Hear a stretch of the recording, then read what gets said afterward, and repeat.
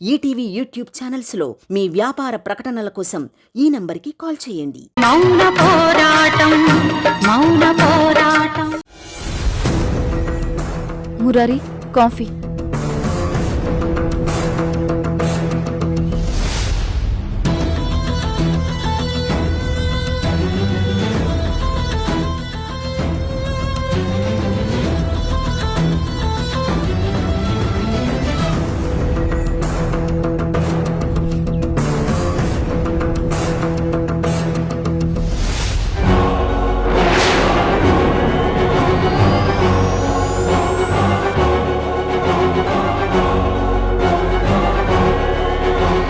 బావగారు, రాత్రి ఏదో జరుగుతుందని మీరంతా చాలా భయపడిపోయినట్టున్నారు. కానీ ఇక్కడ చూస్తే ఏమీ జరగలేదు. ఎక్కడుండాల్సిన మనుషులు అక్కడే ఉన్నారుగా. దీన్ని బట్టి చూస్తే మురారి మాటలు నిజమే అనిపిస్తున్నాయి కదా.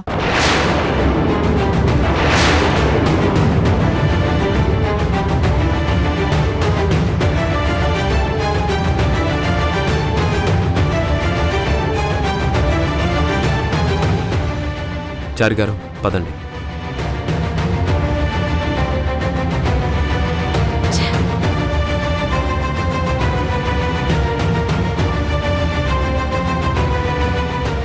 చూసావా మురారి, వీళ్ళు చెప్పిందంతా ఉత్త మోసమని ప్రూవ్ అయింది. వీళ్ళు అత్తయ్య గారిని ఎంతలా నమ్మించారో దీన్ని బట్టే తెలుస్తుంది కదా. అప్పుడు అవంతి కడుపు నిప్పని డ్రామా, ఇప్పుడు అవంతి కిడ్నాప్ అన్నట్టు డ్రామా. ఎప్పుడు ఏదో ఒక డ్రామా ఆడి అత్తయ్య గారి దృష్టి వాళ్ళ మీదే ఉండేలా చేసుకుంటున్నారు. పాపం ఆ అత్తయ్య గారేమో అమాయకంగా ఇవన్నీ నమ్మేస్తున్నారు.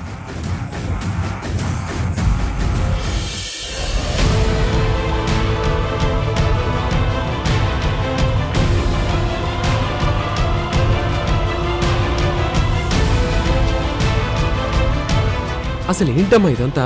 వాడేమనుకుంటున్నాడు వాడి గురించి? అప్పుడొస్తాను ఇప్పుడొస్తాను అని లెటర్ పెట్టినవాడు రాత్రి ఎందుకు రాలేదు? వస్తే అరెస్ట్ చేస్తామని భయపడ్డా? అంత భయం ఉన్నవాడు ఎందుకు వస్తానని మెసేజ్ పంపించడం?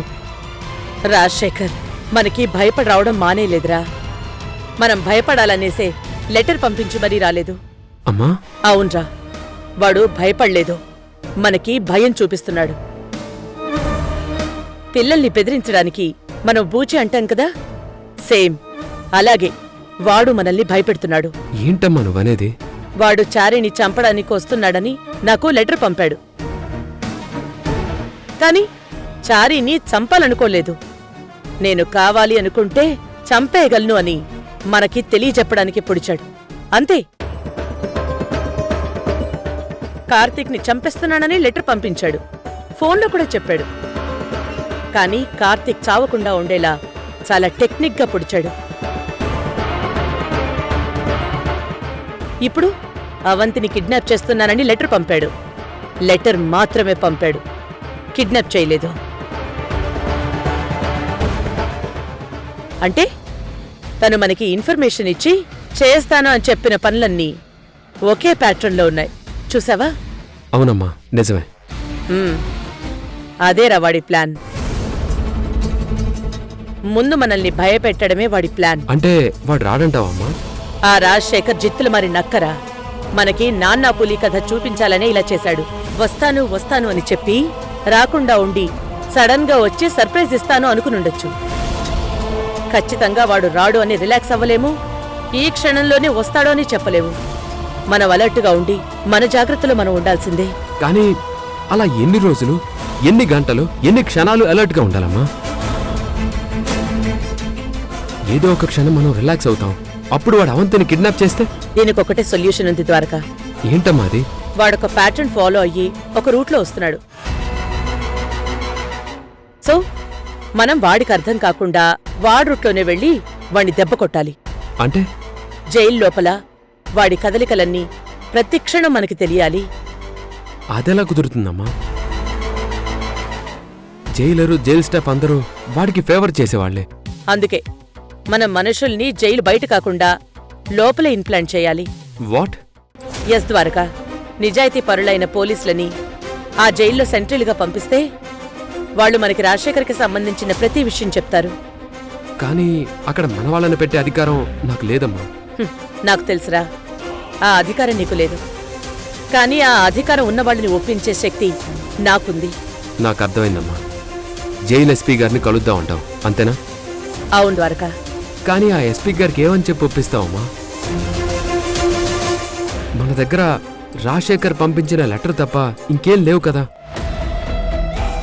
ఇవి వాడే పంపించాడు అనడానికి మన దగ్గర సరైన ఆధారాలు లేవు. కాబట్టి వాటిని సాక్ష్యంగా చూపించలేం కదా. మరి ఇంకెలా అతన్ని ఒప్పిస్తాం? మన దగ్గర సాక్ష్యాలు ఆధారాలు సరిగ్గా లేకపోవచ్చు. కానీ మనం ఆయన్ని అడిగేది మనకి ప్రొటెక్షన్ కావాలని కాదు, జైల్లో 2 సెంట్రీల్ని మార్చమని, అని ఆ ఆధారాలు సంపాదించడానికే. ఒక నేరం జరుగుతుంది అని అనుమానం ఉంది కాబట్టి ఆ నేరం జరగకుండా ఆపడానికి మనం బియాండ్ ద రూల్స్ వెళ్ళమని అడగడం లేదు. రూల్స్ లోపలే పనిచేస్తూ సాక్ష్యాలు సేకరించడానికి సాయం చేయమని అడుగుతున్నాం. ద్వారకా, ఎస్పీ గారితో మనం కరెక్ట్గా మాట్లాడితే మన పని ఖచ్చితంగా జరుగుతుందిరా. మాట నిచ్చెన లాంటిది. కరెక్ట్గా వాడితే పైకెక్కచ్చు, లేదంటే కిందకి జారిపోవచ్చు. నువ్వు చెప్పిన ఆలోచన చాలా బాగుందమ్మా. జైలు ఎస్పీ గారికి మన ఎస్పీ గారితో ఒక ఫోన్ చేయించి ఆయన అపాయింట్మెంట్ తీసుకుందాం. మనం వెళ్ళి కలుద్దాం. నాకెందుకో నీ మాటలు విన్నాక ఇది వర్కౌట్ అవుతుంది అనిపిస్తుంది.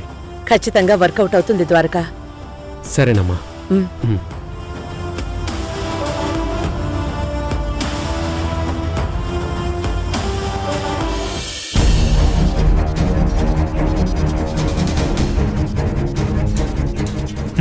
అనాథలాగా పెరిగిన నీకు అమ్మ పెంపకం గురించి మాట్లాడే అర్హత నీకు లేదు.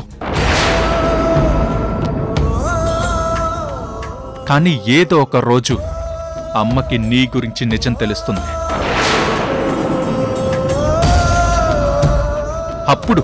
అప్పుడురా నిన్ను కుక్కని కొట్టినట్టు కొట్టి ఈ ఇంట్లోంచి బయటికి తోసేస్తాను.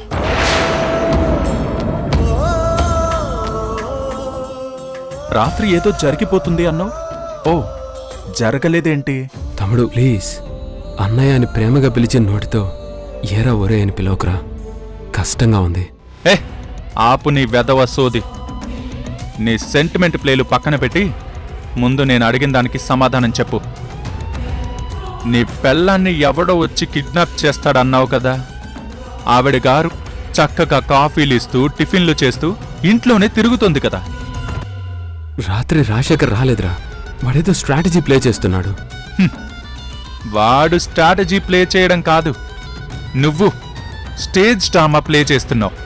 దీన్ని బట్టే అర్థమవుతుంది నువ్వు అమ్మని మోసం చేస్తున్నావని. తమ్ముడు ప్లీజ్, నీకిదే చెప్తున్నాను. అమ్మని మోసం చేస్తున్నానని మాత్రం అనకురా. మోసగాన్ని మోసం చేస్తావనక ఇంకేమంటారా? మంచోడంటారా? అవునులే, నువ్వు చెప్పేది కరెక్టే. నిన్ను మోసగాడండం తప్పే. అందరినీ మోసం చేసేవాణ్ణి మోసగాడనాలి. మరి అమ్మనే మోసం చేసేవాణ్ణి ఏమనాలి? మురారి, నన్ను ఏరా ఒరే అన్నావు, భరించాను. మీ వదిననే గౌరవం లేకుండా నీ పెళ్ళాం అన్నావు, సహించాను.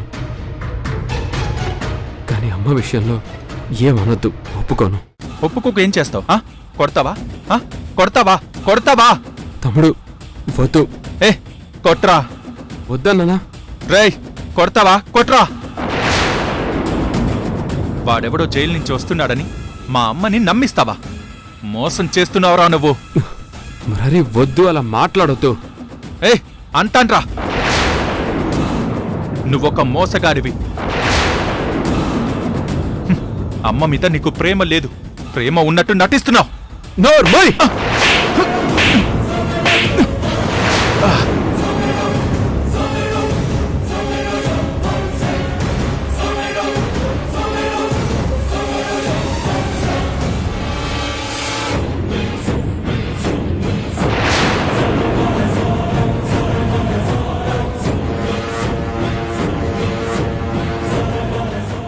రై, అమ్మంటే అమ్మంటే నాకు ప్రాణం, అమ్మకి నేనంటే ప్రాణం. ఇంకోసారి అలా మాట్లాడద్దు.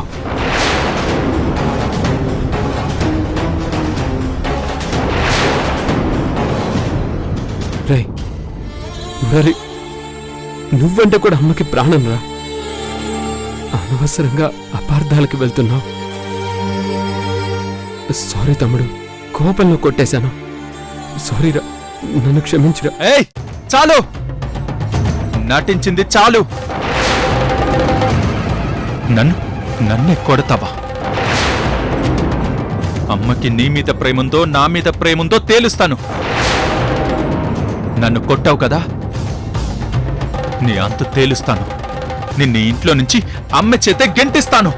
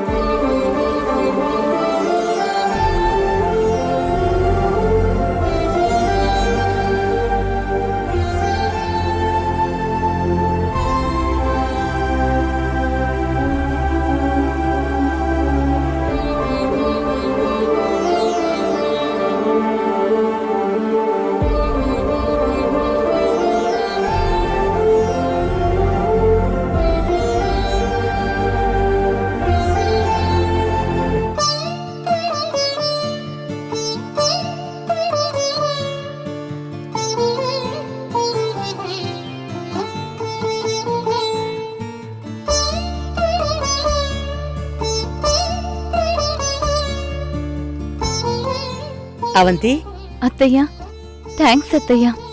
ఎందుకు? అమ్మ బర్త్డేని గుర్తు పెట్టుకున్నందుకు.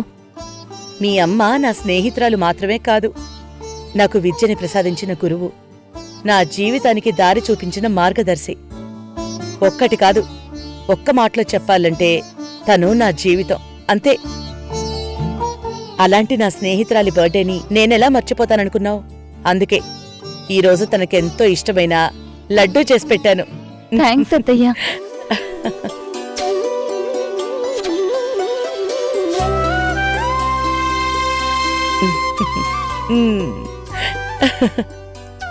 జాన్సమ్మా, ఈరోజు వరకు నువ్వు నాకు లేవన్న ఆలోచనే లేదు. నాతోనే ఉన్నావు, ఏదో పక్క ఊళ్ళోనే ఉన్నావేమో అన్న ఆలోచన కలుగుతుంది.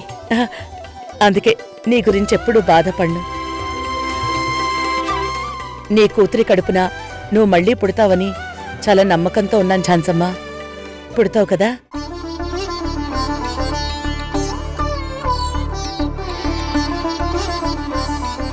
అత్తయ్య, మీ కోరిక తీరి అమ్మ నా కడుపున పుడితే నాకు పండగే. అప్పుడు నీకే కాదు, ఈ ఇంటికే ఓ ఉత్సవం అవుతుంది. సరే అత్తయ్య, నేనమ్మ సమాధి దగ్గరికి వెళ్ళొస్తాను. నేను కూడా వస్తాను, పద. ఒక్క నిమిషం.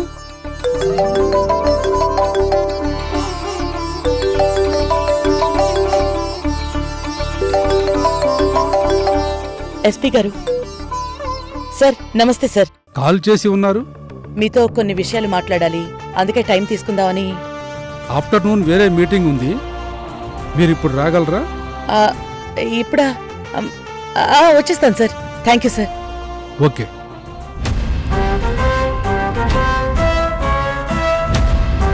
ద్వారకా. ఏంటమ్మా? ఎస్పీ గారు ఫోన్ చేశారు. నేను వెళ్ళి ఆ రాజశేఖర్ విషయాలు చెప్పి మన ప్లాన్ చెప్తాను. నువ్వు అవంతిని వాళ్ళమ్మ సమాధి దగ్గరికి తీసుకెళ్ళు, సరేనా? అలాగే అమ్మా. ద్వారకా, జాగ్రత్త నాన్నా. అలాగే అమ్మా. సరే.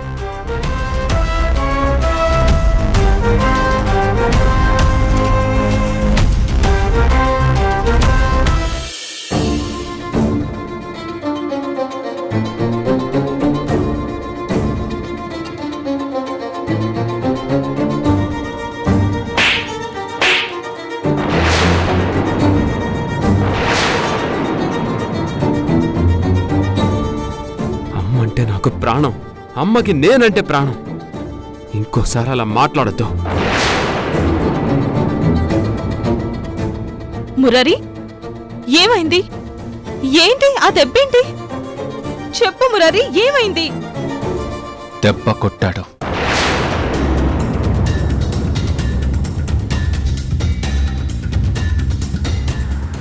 ఎవరు? ద్వారకేనా? ద్వారకేనా నిన్ను కొట్టింది? అతను నిన్ను కొడతాడా? నా భర్తను కొడతాడా? అసలు అతనెవరు నీ మీద చేయి చేసుకోవడానికి? నిన్ను కొట్టే హక్కు అతనికి ఎక్కడిది? అలాంటి మోసగాడికి నిన్ను కొట్టే అధికారం ఉందా?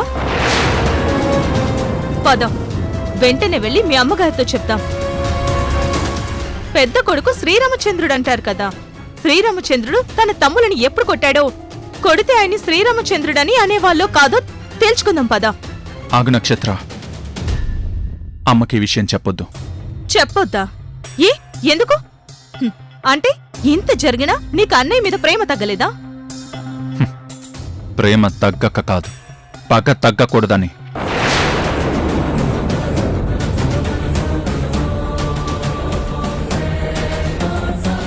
అన్నదమ్ములిద్దరూ ఎప్పుడూ కలిసిమెలిసి ప్రేమగా ఉండాలని మా అమ్మ కోరిక. అమ్మ కోరిక తీర్చాలని నేను చాలా ట్రై చేశాను, చాలా తగ్గాను, చాలా బాధపడ్డాను. కానీ కుదరలేదు. ఆ ద్వారకాగాడికి అమ్మంటే అసలు ప్రేమ లేదు. వాడి ప్రేమ ఒక నటన. వాడి మాటల నిండా మోసం. వాడు ఏదో ఆశించి అమ్మ మీద ప్రేమ నటిస్తున్నాడు. ఇది అమ్మకి తెలీదు, వాణ్ణి బాగా నమ్ముతుంది. ఇప్పుడెళ్ళి ఈ విషయం చెప్తే అమ్మ ఏడుస్తుంది. అమ్మ ఏడిస్తే నేను అస్సలు తట్టుకోలేను. వెంటనే అమ్మ మా ఇద్దరి మధ్య కాంప్రమైజ్ చేసేస్తుంది. అన్నయ్య ముందు తమ్ముడే తగ్గాలి, అన్నయ్య మీద తమ్ముడు చేయి చేసుకోవడం చాలా పెద్ద పాపం అంటుంది. నేను అమ్మ చెప్పిన ప్రతి మాటకి తలూపుతాను. అమ్మ వాడితో మాట్లాడమంటుంది, హక్ చేసుకోమంటుంది. ఇవేమీ నాకస్సలు నచ్చని పనులు. అందుకే ఇప్పుడు అమ్మ దగ్గరికి వెళ్ళొద్దు. అమ్మ అలాగే ఉండాలి. మా ఇద్దరి మధ్య వైరం ఇలాగే ఉండాలి. ఈ గాయం కూడా ఫ్రెష్గానే ఉండాలి. అప్పుడే దీన్ని చూసుకున్న ప్రతిసారి నాకు ఆ ద్వారకాగాడి మీద కోపం పెరుగుతుంది. వాడు చేసిన ప్రతి తప్పు గుర్తొస్తుంది. అప్పుడు నేను ఈ ఇంటి నుంచి, మా అమ్మ జీవితంలో నుంచి వాణ్ణి పంపించగలను.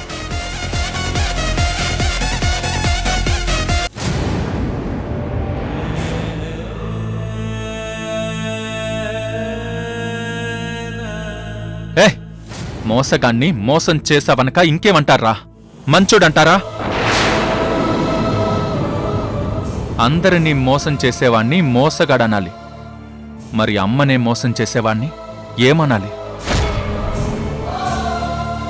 వాడెవడో జైలు నుంచి వస్తున్నాడని మా అమ్మని నమ్మిస్తావా? మోసం చేస్తున్నావురా నువ్వు. ద్వారకా, ద్వారకా, నేను రెడీ అయిపోయాను. నువ్వేంటి ఇంకా రెడీ అవ్వలేదు? ఎక్కడికా ఉంది? అరే, ఎక్కడికేంటి? ఈ రోజు మా అమ్మ పుట్టినరోజు కదా. ప్రతి సంవత్సరం నేను మా అమ్మ సమాధి దగ్గరికి వెళ్లి దండం పెట్టుకొని వస్తానని నీకు తెలుసు కదా. నిన్న కూడా చెప్పాను. మళ్ళీ కొత్తగా అడుగుతున్నావేంటి?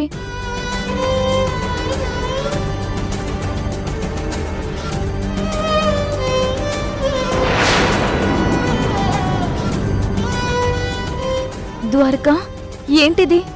ఇలా ఉన్నావేంటి? ఏమైంది ద్వారకా? మురారి ఏమైనా అన్నాడా?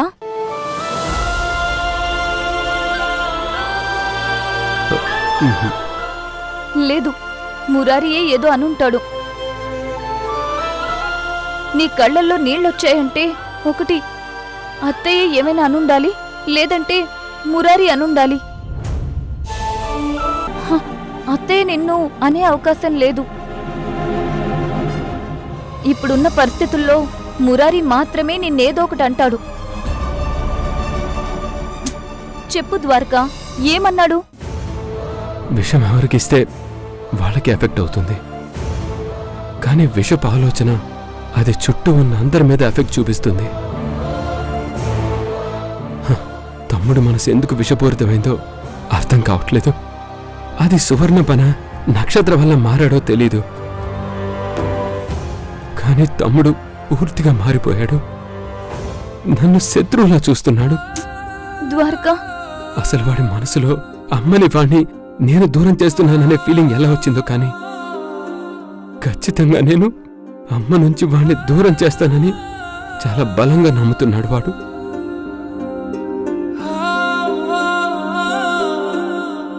అవును ద్వారకా, నాకీ విషయం నీకన్నా ముందే తెలుసు.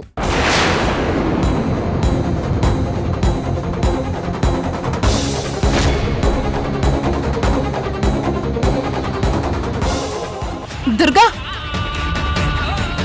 చూడు నా కొడుకు కంటికి ఎంత పెద్ద దెబ్బ తగిలిందో.